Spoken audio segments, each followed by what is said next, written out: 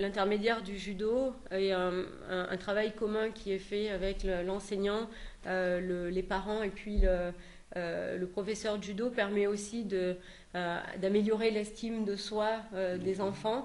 Ça leur permet aussi d'avoir une meilleure image d'eux-mêmes, d'avoir confiance en eux, et toutes ces conditions-là permettent à l'enfant de mieux réussir à l'école.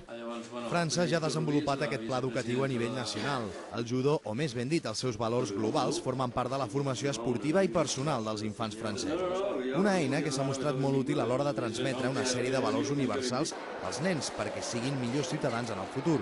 Avui mateix han explicat el pla al govern per avaluar la possibilitat que ja el pròxim curs es pugui aplicar a algunes escoles andorranes. Hi ha conceptes com el fet de vestir tots els nens iguals, sense marques, sense classes, ficar-los tots en una aula que ja no és una aula, és un dojo, que és un lloc on tenen que tindre un respecte absolut per aquest lloc, amb una interacció entre ells, un esport d'educació que permet la integració de nois, noies junts, que ajuda a les classes desfavorides que puguin estar en igualtats amb ells. Entenc que porta moltíssimes qualitats. En fondo està clar, no? Fomentar la base, però l'objectiu directe no és anar a captar judoques, és ensenyar l'educació i fer entrar que la gent entrin dins aquest segment.